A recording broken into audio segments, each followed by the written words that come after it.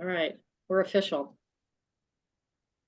Really appreciate everybody being here. I see some familiar faces in the room and some new names, or names that are new to me anyway. My name's Elizabeth Beggins. I'm the Agriculture Outreach Specialist for the Million Acre Challenge, which is a collaborative soil health project supported by American Farmland Trust, the Chesapeake Bay Foundation, and Future Harvest, in addition to a whole bunch of other ag partners across the region. Our goal of 1 million acres in agricultural land is in regenerative practices by 2030 is something we are working with all of you to achieve, and we appreciate your interest and commitment to that. I want to just use barely any time, since we've already taken a little bit of time getting rolling, just to talk very quickly about some of our work. We are deeply invested in soil testing and benchmarking through the Pennsylvania Sustainable Ag program, which is the soil health benchmark study that is headed up by PASA and locally through Future Harvest with my colleague Lisa Garfield, who's with me today. Any of you who are in the soil health benchmark study have surely intersected with Lisa. We do a lot of farmer-to-farmer networking. This is one example, but we also work with field days and demonstrations, and we offer a handful of advanced farmer networks to folks in 4 different production systems around the state.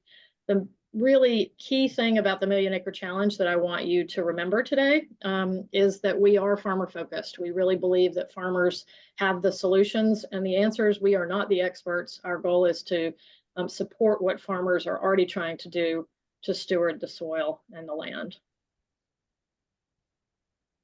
This is how you can get back in touch with us and stay connected. You can join the challenge, which is something anybody can do. You don't have to be a farmer. If you are a farmer, it'll give you a chance to include your acres in the million. But otherwise, it just makes sure that you stay connected in terms of upcoming events. Wait a minute, I'm not seeing the, am I the only one not seeing the slide? Oh, there you go, yeah. So we're not seeing the slides, Elizabeth, I'm sorry. We do or don't? Do not. Ah. We're just full of interesting little twists today. That's Hang okay. on. Maybe in my rush to get everybody in the room, I never shared my screen. You're you guys good. Were spending a lot of time looking at me. Hang on. Here we go. Bingo. There we go. All right. Good. So join the challenge. That's the first QR code up at the top of this slide. Next, 2 opportunities for QR codes are funding opportunities. One is the Regional Conservation Partnership Program, or the RCPP, and the other is the PASA Climate Smart Farming and Marketing Program. The contact names for folks who are full-time involved with this project are mine, Elizabeth Beggins, and Lisa Garfield at the bottom there, and Amanda Cather is our colleague at American Farmland Trust.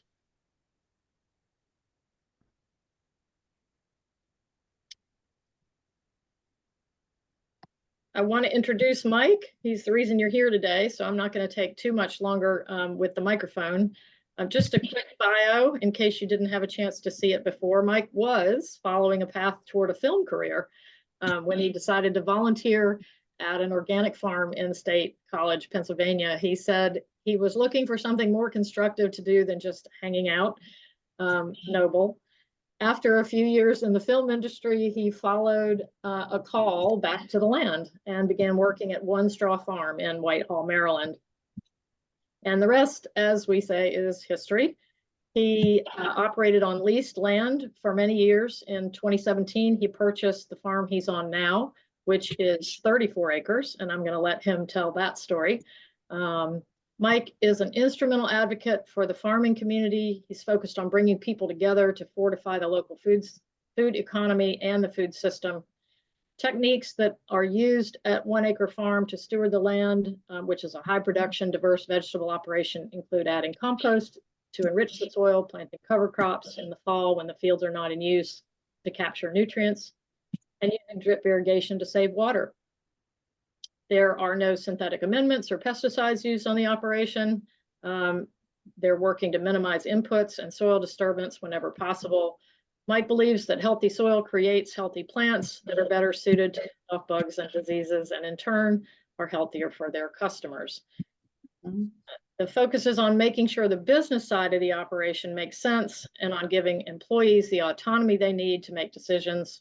He's not afraid to ask for help or to ask questions, and he believes that staying connected in the community is vital to overall success. Mike, super glad you're here. Thank you very much for spending a little bit of time with us today. And let's start with that question of how it is that you're 1 acre farm on 34 acres. Yes, so number one, I appreciate you guys having me. And if you know me or talked to me in the past, you might know that I do not like doing these types of activities because I feel it's difficult to really convey. And I like a dialogue with folks, not like just speaking to people. So I encourage everybody to ask questions throughout this presentation or whatever you would call this, because I want to hear from you just like you want to potentially hear from me. So do not be ashamed or not be afraid to ask questions or raise your hand or however they do that. So yeah, 1 Acre Farm started with that first little logo and me renting 1 acre in Poolesville in 2008 or so. And we started out as a CSA farm exclusively because I was very concerned about a work-life balance. So at our farm, we are really careful about working 8 to 4, Monday through Friday. I don't work weekends. And I always thought that the CSA would help me do that because I wouldn't have to be spending time on the weekends at farmers markets per se, or for example. So we've always stayed as a CSA farm exclusively for just the way to keep my work-life balance together. The picture on your right is the picture of my wife and I when we bought the land that we're on currently in 2017. And the picture on the left is just me tilling potatoes with the tractor I was given years ago, and so we can move it along.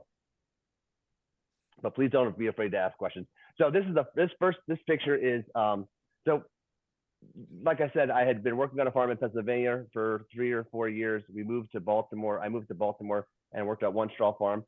When I wanted to start my own, I rented land, and this was the first barn I had. So I bought a little tractor, back of a what would you call it? Tube truck. And that was my barn. We built a little lean-to this where I wash our vegetables.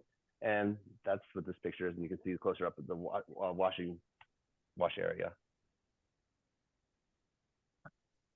So Mike, yeah. One of the things that you and I talked about before we jumped on here today is I really liked it. It kind of jumped out at me as something that maybe is different among some producers. You talked about just getting to work and that the why will come. And I'd love for you to explain that a little bit. So the way I got into farming was so by happenstance that I didn't really know about farming. I didn't really particularly care about farming. It was not something that I was super interested in. I just wanted to do something on Fridays when I didn't have class at college. So I just happened to volunteer at a farm that's now similar to this one, but it was not purposeful. So when I started realizing how much I really appreciated and enjoyed this kind of work, because I didn't have any preconceived notions, I kind of just did what I was told and what I saw, which really was helpful for me because in the years since, I see people that want to get into farming and they get so concerned that they don't know enough, or they don't know, or they studied in school, but they're not quite sure they understand, for example, like tractor mechanics, or of course this dog has to bark as soon as we start talking. But or the point of compost. So my always logic was, instead of focusing on all those kind of complicated big picture things at the beginning, just do what you see. Like if you work on a farm that does this kind of farming, just copy or you know what I'm saying, just replicate that first, and don't ask so many questions about why you do it. Just do it, because if you ask all the questions up front, you'll get for me, I would have been so stuck in not wanting to move forward because I wouldn't understand why. And if I don't understand why, then I might not do it. So for me, it was always helpful just to do it. And then later, as the years go on, learn why I do what I do, as opposed to the other way around. Because I still know people that want to get into farming and they never do because they don't feel like they have that first oomph. They want to know everything. And for me, that was helpful. Yeah, and I think there's a hidden message in there too, maybe not hidden, but the fact that you worked on other farms before you started on your own, and gave you a chance to really dig in and learn from the folks that were doing that work. And I think that's very important to work on different types of farms as well, if you have the opportunity to, So you could see, so I worked on a very small farm and then I worked on a very large farm, and just to see, some of the things are the same and some of the things in terms of business decisions are completely different. So seeing those two different operations was really helpful for me. And I will say, while we keep on looking at this picture, all my pictures, I've been doing this for about 15 or 16 years and stopped taking pictures about 10 years ago. So these pictures are so old, they're ridiculous. And so this is me spreading compost with a tractor I don't have, a manure spreader I don't have, and a farm I don't have anymore. But you can see I use compost for my soil health. And we can talk about in a minute. Now I actually don't make my own compost anymore. I have a company that rents land for me and makes food scrap recycling compost. Yeah, why don't you want to elaborate on that a little bit? Yeah, so you guys, if you're farming around here, you might have had them reach out to you, especially if you own or rent land. Compost Crew is the company that was introduced to me in 2011, who was looking for just any spot on my property to take food scraps that they collect from people in the region, they brought it to my site, turned it into compost, and I would buy it from them. Since that, in 2011, the company's been sold, repurchased, and now it's a much bigger operation that services thousands and thousands of homes. I think at the time it was maybe 200 homes. Now it's tens of thousands. And they have these outposts all around the region. And mine was the original outpost. And they make compost here on a weekly basis and get food scraps delivered weekly. And I take the compost and spread it on my fields. Which is amazing. Not many people have that kind of an operation right on their own property. Oh yeah. So Joanne is with Compost Crew. So so it's a fantastic relationship and partnership. And I encourage anybody that wants to. For me, I like the idea of, and we're going to talk about this a little bit later, subbing out or like contracting out things that farmers are really. I think the biggest the benefit and the challenge with farmers in general is they like to do everything themselves, not necessarily. But for me, I don't particularly like to do anything myself. I'm happy to have other people do it. So when Compost Crew came along and said, we'll make compost for you, sure. I don't want to make compost. That's more time with my family, less time working here. I love it. Anything else that I can do to pass the buck and have somebody else do the work for me? Absolutely. So I think it's fantastic. And they're looking for farms to do it all the time. And I think it's a great opportunity.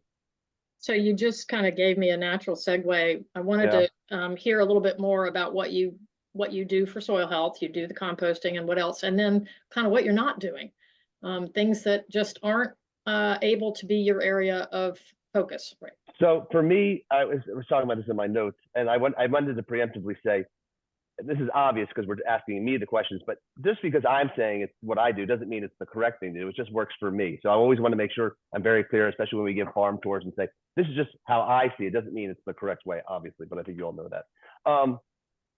Because I think first you said we're talking about, tinkering. So I am really not much of a reader, and I don't read articles. I don't read books. I'll be honest with you. I used to read some farming books here and there, but I work with a farm consultant who I would always love to support because she's fantastic, Ellen Polishuk from Plant to Profit. So instead of reading articles and books, my reading is going to Ellen on a weekly basis and talking about my soil, talking about my employees, talking about my business, all those kinds of things. And that's how I get my garner and glean new information about what I should pursue and what I don't want to pursue. What I have found over the years is, especially going to these conferences, and if you go to conferences, you see, yes, Ellen Polishuk, thank you. You'll see people and businesses selling new things. If you look at the Seven Springs catalog, which I have right here, there's all sorts of stuff in it all the time that, to me, is beyond my pay grade. I just don't have the bandwidth to go so nitty gritty into some of the soil health things that are kind of being, I don't want to use the word sold to us, because that sounds like there's something about that doesn't sound right. But I'm very focused. I'm very basic. So if you're going to try, there's plenty of farmers out there that are really deeply concentrating and focusing on specific things that I really just don't do because of the fact that I'm bigger picture. And that's not a really good answer, but it's like, I'm so basic that I just don't have the bandwidth to add something, to be so hyper technical with little things. So I kind of treat the farm as a overarching, this is the compost is going to get, this is the fertilizer soil amendment plan that's going to get, and I make tweaks here and there, but I don't treat individual crops with such precision that maybe I should be doing. For me, it's just not something I can do. I like to focus on some things That's not where I want to spend my attention and energy. I spend my attention and energy on really creating a valuable or a profitable business and keeping the employees here that work here happy and continuing to come back. So if that's an answer, I don't know. Yeah, that's awesome. And once again, you've led right to what we want to kind of look at next, which is your farm team. And I hate to sort of lump farm team and equipment together, but they do kind of go hand in hand. They're ways for the farm to be efficient and productive. And Yeah. so let's spend a little time on that. Let's talk about what equipment you've added through your journey and how your team fits in with that. So, okay, so the team is the most important part, because I will say in 2017, the person on the right is Sophia. She has been working here only for about a year and a half. And before her was the person that did the exact same job. And they had been working for about 4 years.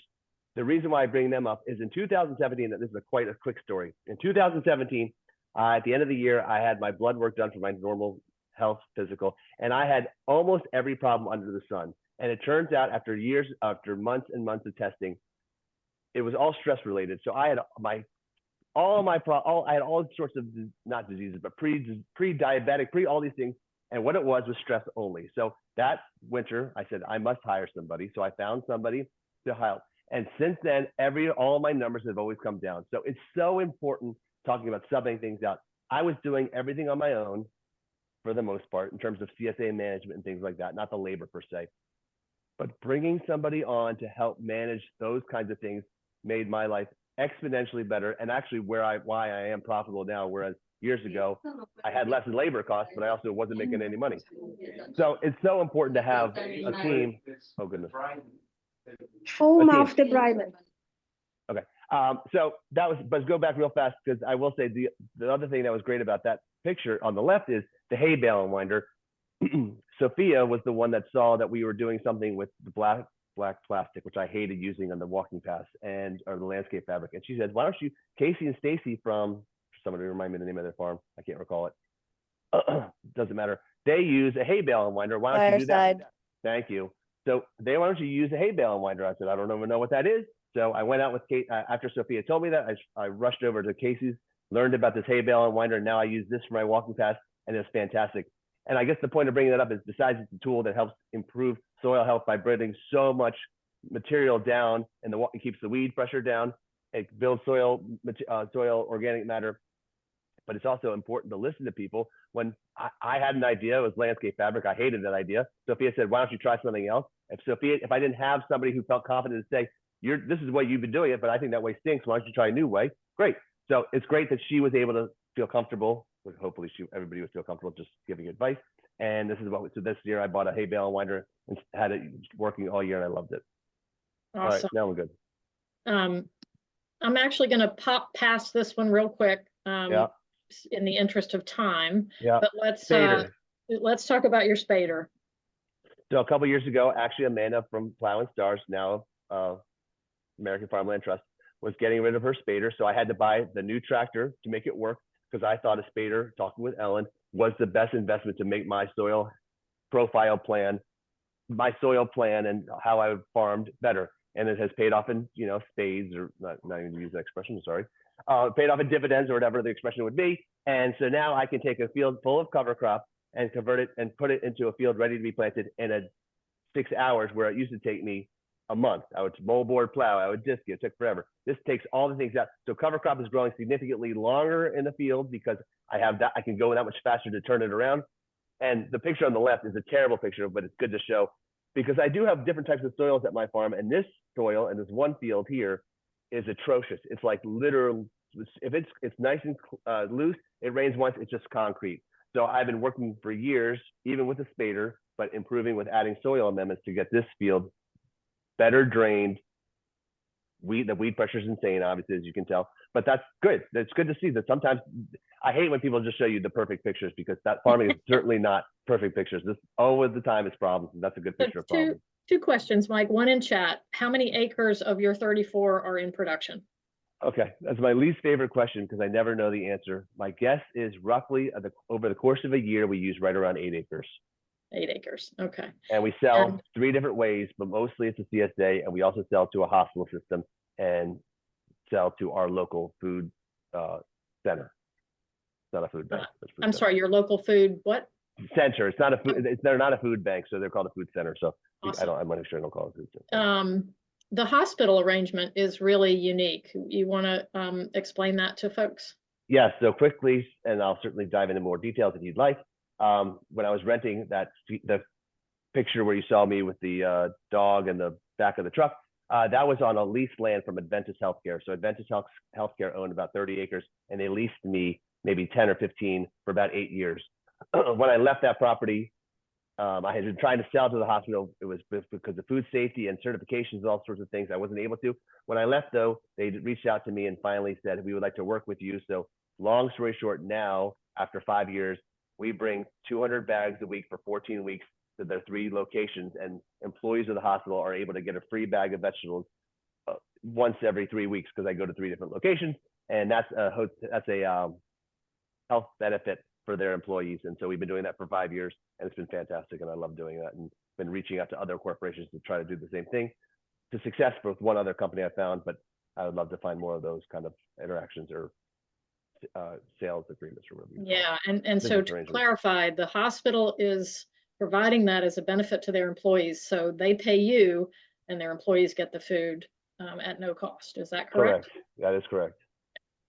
Really, really unique and amazing setup there. Got another couple of pictures of your wonderful team. Obviously, one of these was in the thick of COVID. That's correct. And so the picture on the right is this last year's team. This last year, I switched to 2 guys, the guy in the blue shirt and the guy standing on top. They are 2 H2A workers that came here from Mexico, and they will be returning again this year. And that was my first year entering into the H2A world. It was very fantastic for me, and they appreciated the work. And we could go into more detail about that if you're interested. But that's and then on the left is other folks from previous years, but during COVID, yes. So you've tapped into some opportunities for financial support outside of what you've been able to put together on your own, and you're using that to build out some of your infrastructure, right? That's correct. So the picture on the right is my newer barn. The picture on the left is the barn at my old location. I didn't buy the picture. The barn on my left I was given because I offered a school classroom activities for kids to come out, so they bought me a barn to do it. Then the new barn I had to buy myself. That being said, I have been able to take advantage of, and I think that's probably the best word to use, lots of different grant programs over the years for our county. Specifically, I'm in Montgomery County. We have really strong Office of Agriculture who helps, a lot of times it's 50% us, 50% the county and Marbidco working together to put things like a well, a deer fence, pond repair when my pond failed. I'm sorry, this dog is driving me insane. Of course, the UPS person has to come right now. Look at that. Otis, it's okay, buddy. I'm sorry. I'll try to do it without hearing him bark. But yeah, so it's a high tunnel. So you go to the next slide. That's not Marbidco or my Office of Ag, but that is who's the people that build high tunnels? NRCS. So NRCS has been helpful over the years building high tunnels, and so we've been doing that. And so now the one on the left is the first one we built 3 years ago. Now we have 3. There's actually one behind in the second picture that we just built and finished another one this past fall. So now we have 3 enclosed spaces that we use for winter production. So we're now a 4-season farm. We grow year round for our CSA. I think you have a main line into my brain because you keep answering questions that I'm getting ready to ask. And you are producing, I don't know, tomatoes. Everybody grows some tomatoes. What else? Yeah, so you know, that picture of that was the first sign I ever put up to try to sell something at the first place when I rented 1 acre in 2007. So that was my sign. That was my sales pitch. I don't think we sold maybe 5 tomatoes using that sale sign, which I wouldn't buy from me either, looking at that. But that's what I originally did. Yeah, we grow basically a little bit of everything since we are trying to be CSA. We're not a full diet CSA or anything like that, but you name it, for the most part, we grow it. And this is some pictures of years ago. Before COVID, we would do our market style CSA. So basically you had your choices, you weighed it out yourself and put it on the scale. So that's what we used to do. Now, I will, full disclosure, yeah, okay, you skipped that picture, fine, good. This is just more examples of how we used to distribute vegetables. Folks would come to the farm or we drop it off And if we went somewhere, like I went to DC, I still go to DC for the last 15 years, I would bring all my stuff, set up tables, and do it the exact same way. This time now, since COVID, we pre-bag everything and it gets dropped off. It's much more convenient for me. I don't think the customers love it as much because I think they liked the connection, and I appreciate that. But also, I'm trying to make some money here, and the time sitting there every Tuesday, Thursday, whatever day it was a nightmare for me, and so I didn't want to do that anymore. You've mentioned community, but we haven't really focused on it. I think it's another really important part of your operation. It is, and I'll be honest with you though, our community engagement has been lacking over these last couple of years. So in the beginning, it would be I would have farmers markets or I would have my CSA drop off, which was a farmers market style, and I would interact with my customers and knew everybody by name. Since I've grown and since I've decided that going to farmers markets, going to the CSA drop off is not my favorite activity to do anymore, we've lost that connection. So to keep that connection, I would do parties in the spring and the fall. We do a spring fall farm tour, a fall party, and it would gather, like here you go in these pictures, it would gather, I had a band, I had bounce houses, I had fire trucks come up, people would show up, maybe 100 people, and it was fantastic.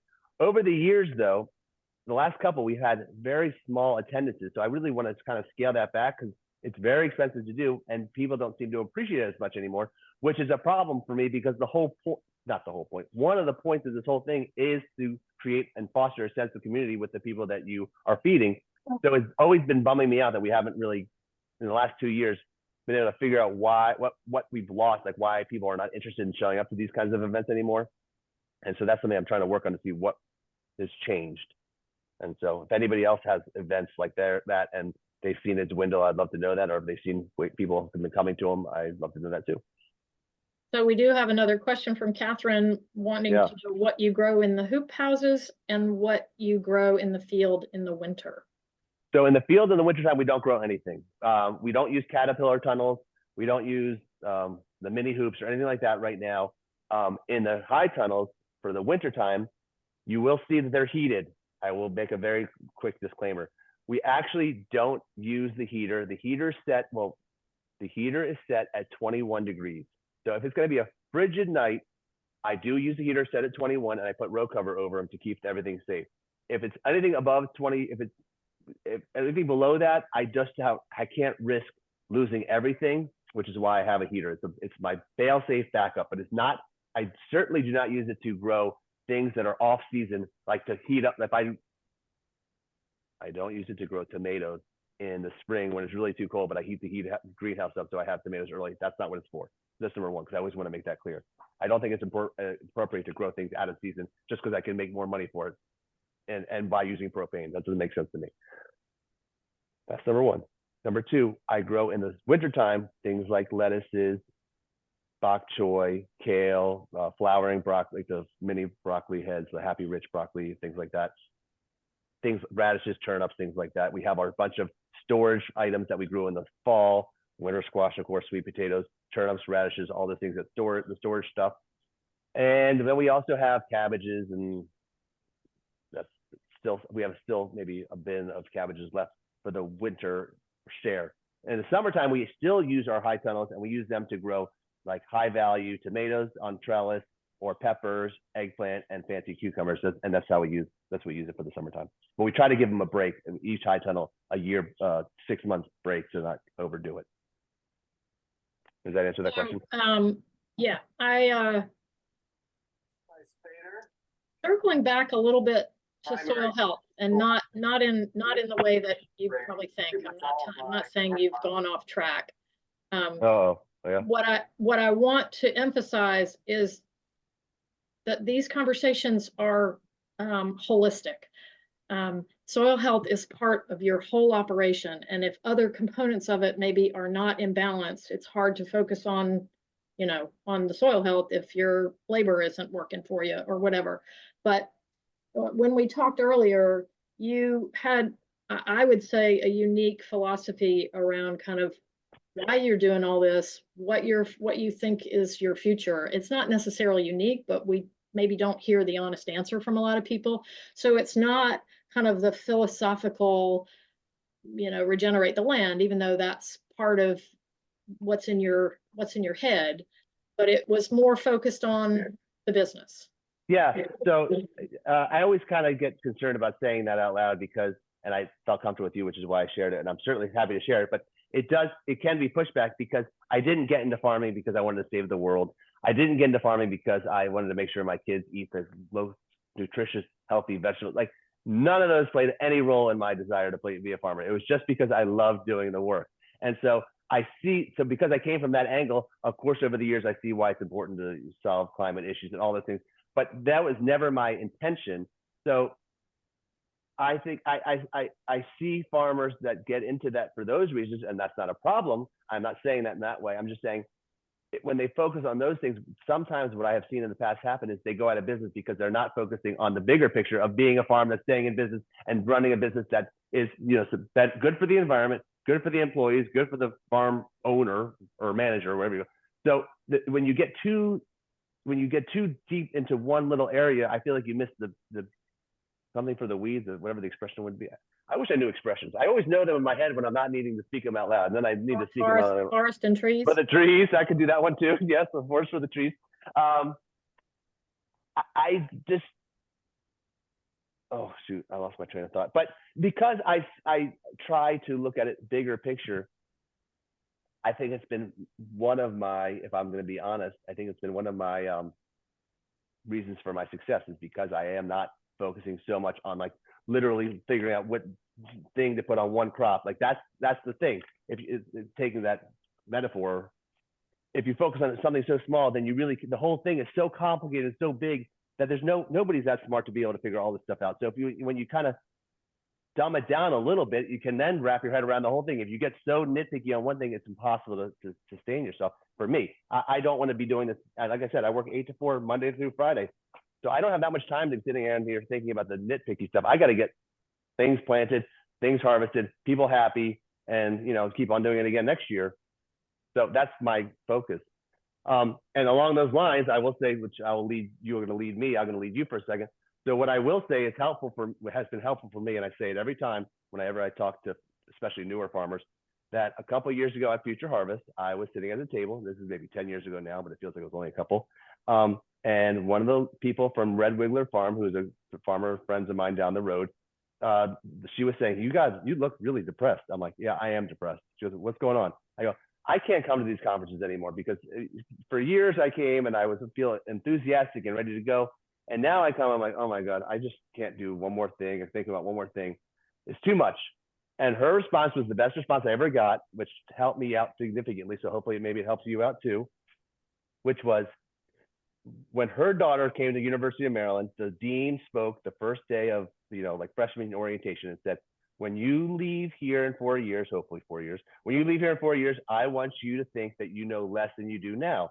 And so when she said that to me, I was like, oh my goodness, that's what this farming thing is for me. So when I first started out, I was like, oh, I know everything. I can figure it out. It's easy. And I would love to learn more. Then I come to these things. I'm like, oh my God, there's no way I'm going to learn all of this stuff. It's too much. And I just got so overwhelmed that I was like, I'm out. Hearing that, as we get deeper into our own businesses and everything, that, it's going to be, the circle is going to get bigger and bigger and bigger. And accepting that as less has been helpful for me. And that's just what farming is. I think to everybody, it's so complicated and so insane that you feel like as soon as you know something, you know even less. And so that's kind of what it's been like for me. And so I love talking about it because it's that something about that is cool. Mike, we're about 15 minutes past 12:30 because we got started late. So I want to just pause and let folks know that if you got to jump off, great. Otherwise, I think we'll hold on to Mike for about another 5 minutes to get some more additional questions answered. There's a couple in the chat. But for those of you who do need to run, grateful for you for being here. This will be up on our YouTube channel, Million Acre Challenge on YouTube. And we'll also share it out in our next month's newsletter, which you will receive just by nature of registering for this program. So take a look for that down the road. And thank you very much. Have a wonderful rest of your Wednesday. And whoever's sticking around, will stick around for another couple minutes. Okay. Henriette wants to know how you got the barn paid for, what grant, what county, what state, all the questions. And you breezed through that pretty quickly. So the barn is not a good question because the barn was paid for by a school that I had ties to. So I can certainly answer that, but it's not interesting. I went to my religious institution and said, hey, I would like to do this. He goes, hey, if you want to do this, I'll give you some money to build the barn.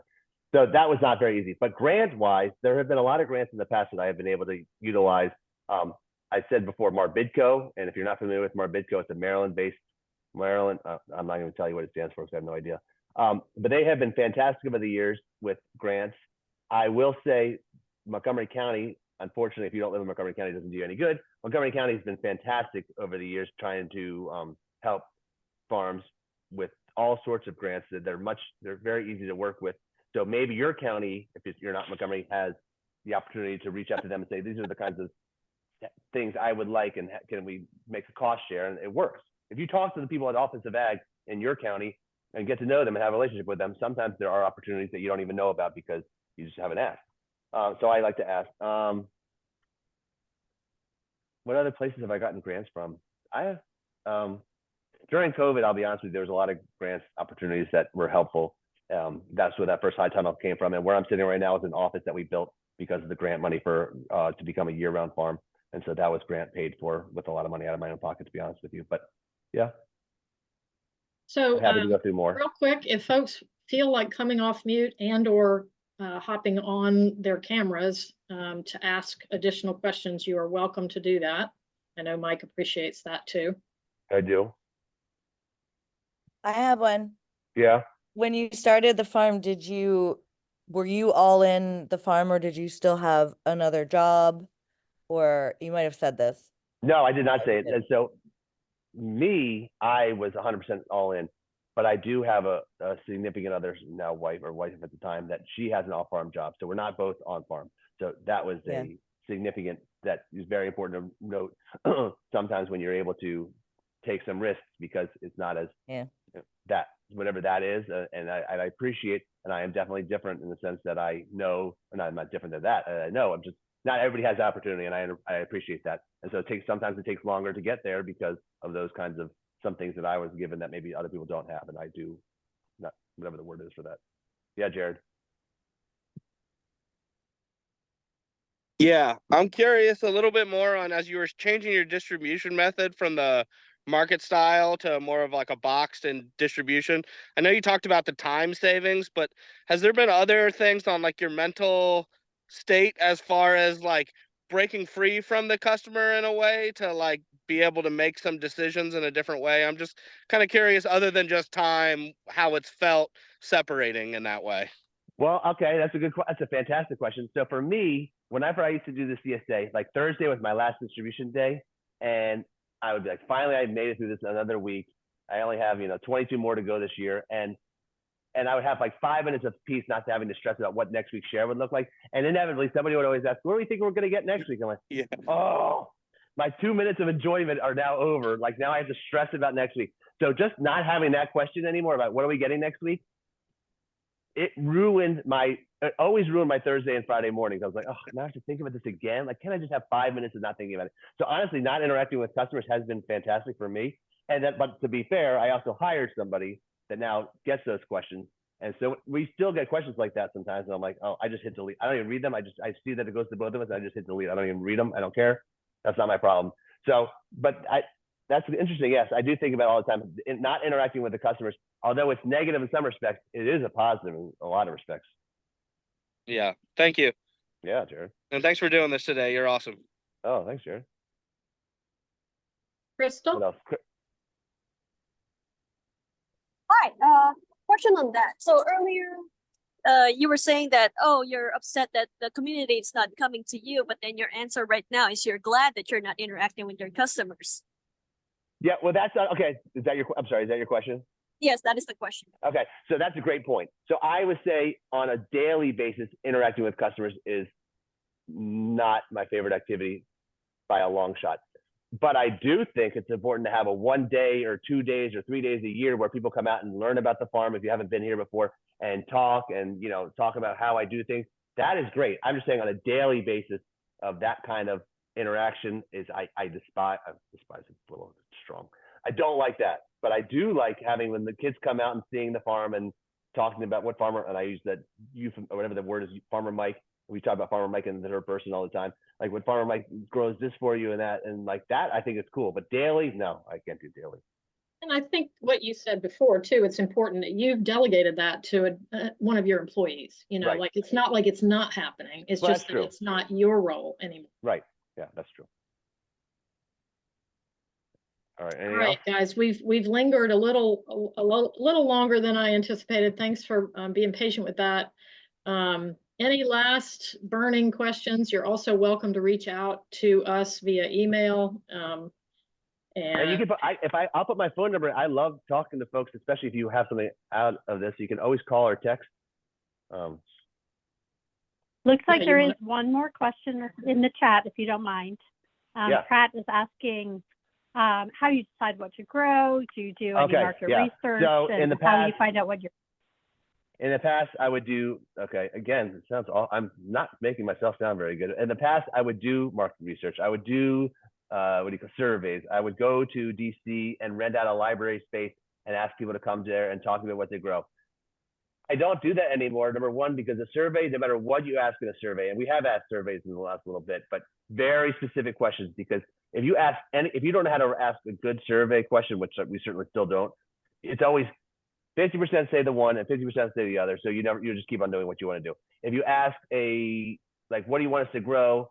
50% say more of this, 50% say less of this. That's impossible. So there's really almost no point asking questions because you're never going to get you're just going to do what you want to do anyways. But to be on the opposite side, I think Sophia, when she does ask questions, we did a more deep dive on surveys last year and called people after we asked them questions and said, we'd give you a free t-shirt if you would talk to us for 20 minutes or so. So that was really helpful to see some like deep down. That kind of customer feedback is fantastic. Just a generic survey, I don't think you're going to get much out. We never got much out of it. It doesn't mean you can't. Because and asking what they want, we do not now. I will say we do not go to the library anymore to ask people what they want. On a Saturday, I'm not going to DC to ask people what they want on their vegetables anymore. So, but I'm not saying it's not smart. I'm just saying we don't do it. And this is why maybe our customer retention rate is not as good as it used to be. So maybe we should look into that. But yeah, like I said, there's my phone number. Please. Oh, I sent it to only one person. I don't know how to send it to everybody. All right. Here's my phone number. Reach out or text or call. And I really appreciate you guys coming here today. And thank you for your time. Been great. Really appreciate everybody's attention. Mike, you're a breath of transparency, and that's notable. I really I think it's nice to have that. I think people need the real story. So thanks for giving yours.